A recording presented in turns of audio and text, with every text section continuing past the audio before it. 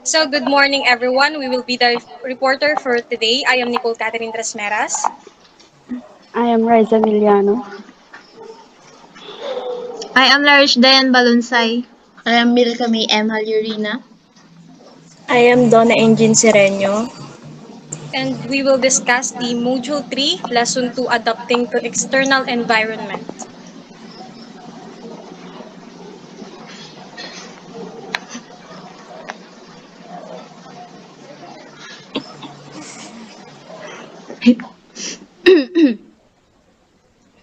First one is the national standards and framework. So,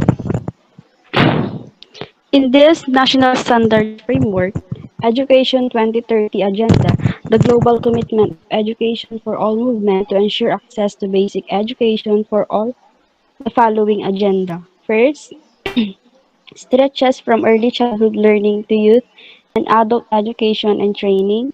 Second, emphasizes the acquisition of skills for work. Third, underlines the importance of citizenship education.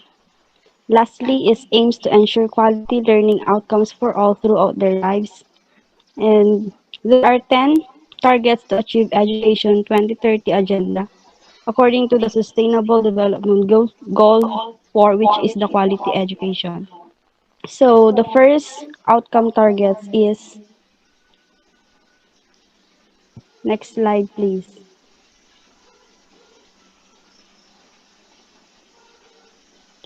First is the universal primary and secondary education.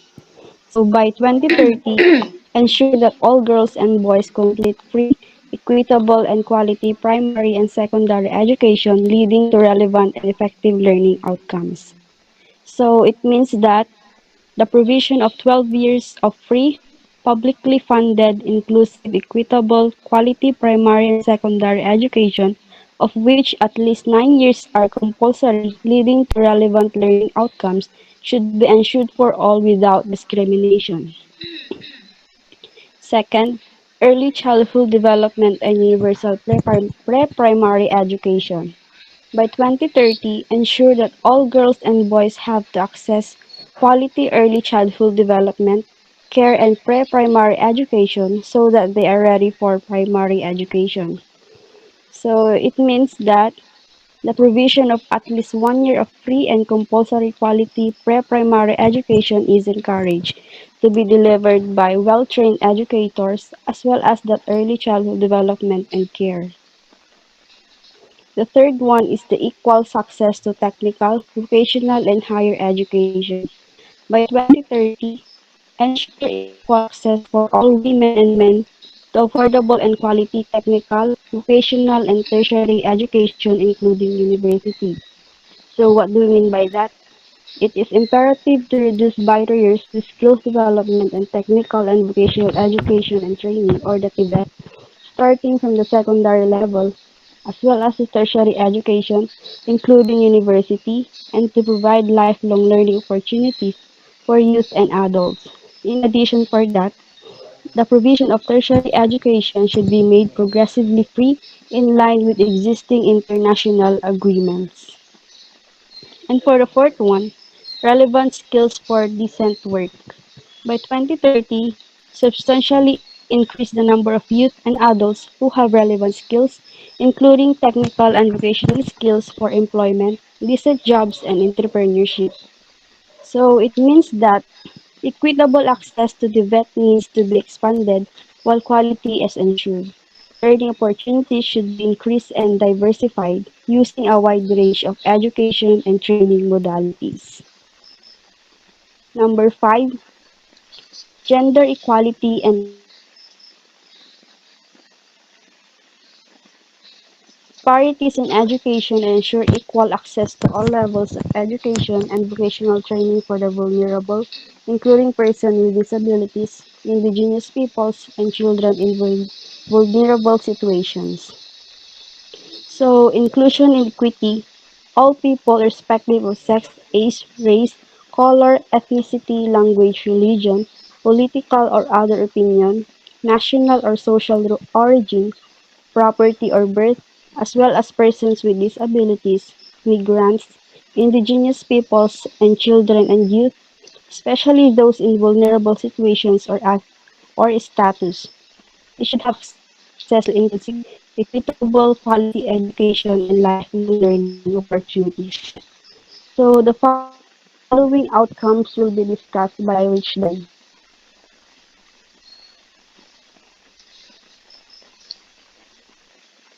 So the sixth outcome targets is the universal youth literacy. By 2030, ensure that all youth and a substantial proportion of adults, both men and women, achieve literacy and numeracy. So this means that in these actions, the target aims at ensuring that by 2030, all young people and adults across the world should have achieved relevant and recognized proficiency levels and functional literacy and numeracy skills that are equivalent to levels achieved at successful completion of basic educations. So, in number 7, education for sustainable development and global citizenship. By 2030, ensure that all learners acquire the knowledge and skills needed to promote sustainable development, including, among others, through education for sustainable development and sustainable lifestyle, human rights, gender equality, promotion of a culture of peace and nonviolence, global citizenship, and appreciation of cultural diversity and culture's contribution to sustainable development. So in number 7, it means that the knowledge, skills, values, and attitudes required by citizens to lead productive lives, make informed decisions, and assume active roles locally and globally in facing and resolving global challenges can be acquired through education for sustainable development and global citizenship education. It includes peace and human rights education as well as intercultural education and education for international understanding.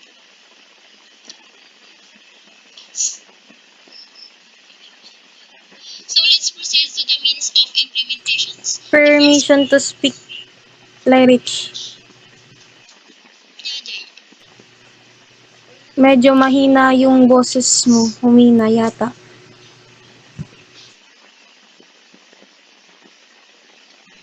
Oo naman na.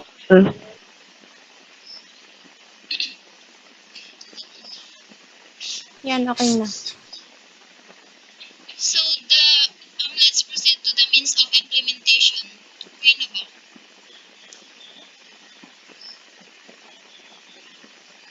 Okay na. So let's proceed to the means of implementation. The first one is effective learning environment. So this is built and upgrade education facilities that are child, disability, and gender sensitive and provide safe, non-violent, inclusive, and effective learning environments for all. So this means that this target addresses the need for adequate physical infrastructure and safe, inclusive environments that nurture learning for all, regardless of background or disability status. And the second one is scholarships. So by 2020, substantial expand globally the number of scholarships available to developing countries, and particularly less developed countries, small island developing states, and African countries, for enrollment in higher education, including vocational training in information and communications technology, technical, engineering, and scientific programs in developed countries and other developing countries. So, in this second one, scholarships means that where developed countries offer scholarship to students from developing countries. So this should be structured to build the capability of the developing country. And while the importance of scholarship is, it recognizes other countries are encouraged to increase other forms of support for education. So in line with this, the SDG 4 or Sustainable Development Goal for Education 2030 focus on equity, inclusion, and equality. Scholarship should be transparently targeted at young people from disadvantaged backgrounds. So the third one means of implementation is teachers and educators. So by 2030, substantially increase the supply of qualified teachers, including through international cooperation for teacher training in developing countries, especially least developed countries and small island developing states rather. So this means implementation determine is it means that teachers are the key to achieving all of the SDG 4 targets. It requires urgent attention because the equity gap in education is exacerbated by the shortage and uneven distribution of professionally trained teachers. So the disadvantage of this is that the teachers are a fundamental condition for guaranteeing quality education. Teachers and educators should be empowered, adequately recruited and remunerated, motivated, and professionally qualified and supported within well-resourced, efficient, and effectively governed system.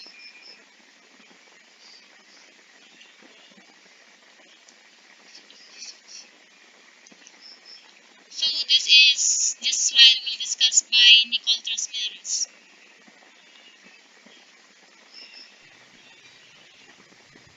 So in this part, um, we will discuss the globalization and its impact in education. Slide Rich kindly.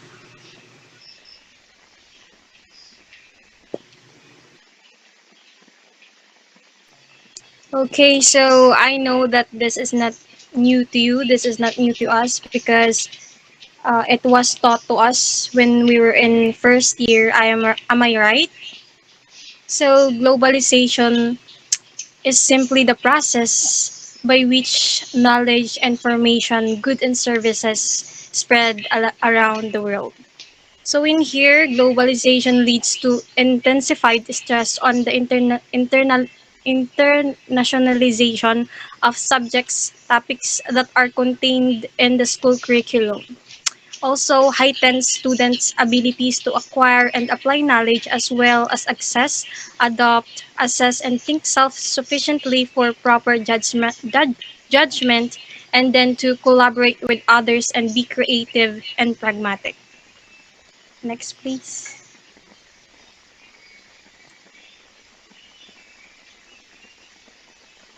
So, globalization and its impact on education. So, globalization has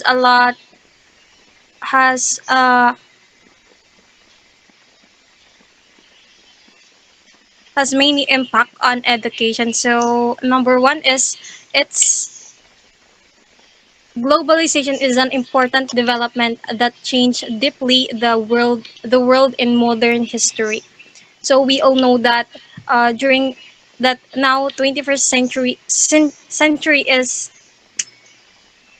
we are now using technology and it help us to make our life easier or to make things easier. So in global world, information society is another important concept. If needs creative individuals and governments should only train and school the individuals to adopt the new values and developing students' ability to acquire and use knowledge gains importance in the process of globalization. So I know that this is clear to us because I believe that we are now experiencing the globalization now, Alice. So that's all for the globalization and its important on education. I hope it's clear to us. Thank you.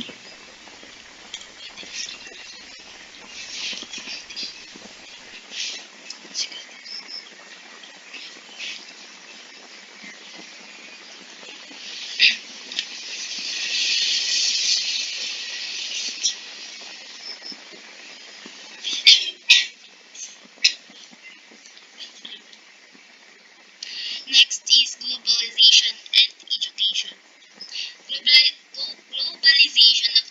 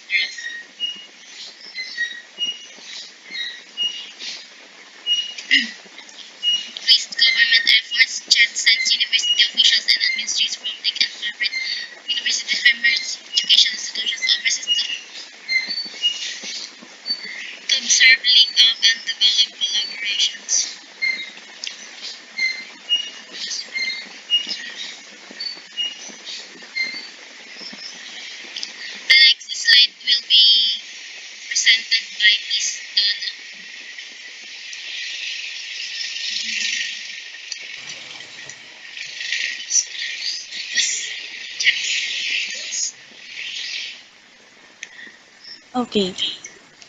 Um, the opportunities and challenges in the internationalization of Philippine higher education sector.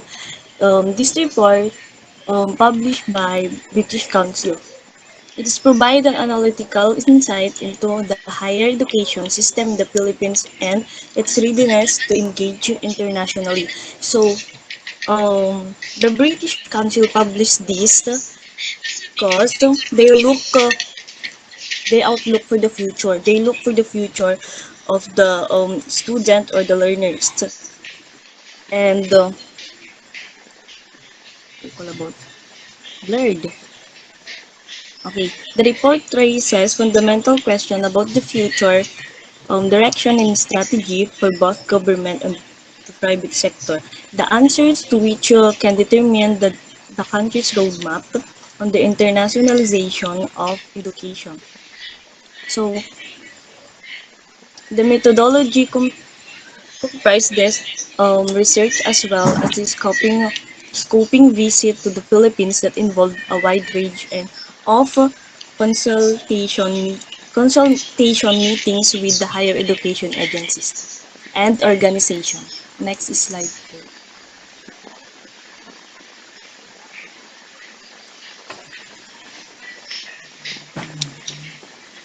And the economic demographic outlook and Asian regional integration.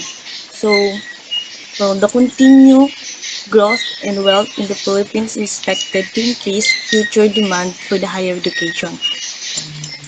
This trend will be further boosted by uh, the steady growth in the university age population to 22 years old as far into the future as 2050. So ito yung tinitignan nila in the future kung sino ba or sino yung mga magiging or magkakaroon ng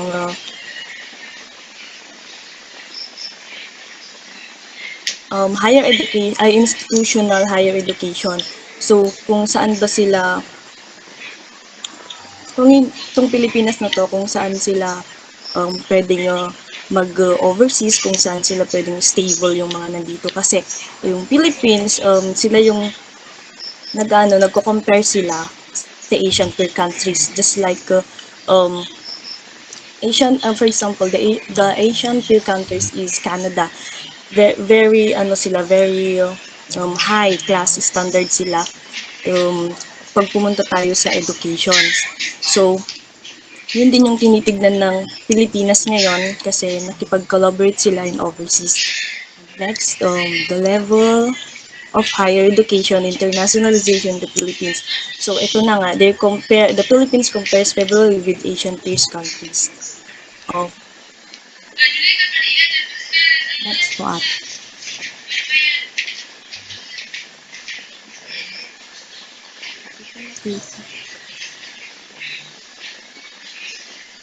So let's proceed to the roadmap to internationalization of higher education. Okay. Um, these are the challenges, opportunities, and questions. Just like so number one, how will the Philippines meet the major challenge of future growth in demand for higher education? And the next, how can more Filipinos be encouraged to study overseas? Paano nga natin sila mahikayat na pumunta sa overseas, just like to know other cultures, belief, ganon, and then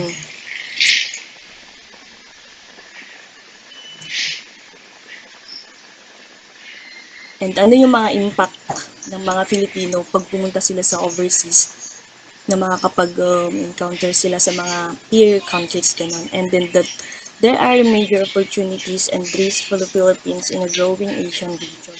And this provides paths for the development of countries' international higher education roadmap and strategy. Seizing these opportunities come with significant challenges. For the future of the country, All the sector will largely be determined by the path it will take coupled with the scale of its ambitions and levels of commitment to achieve their goals. And that's all. Thank you.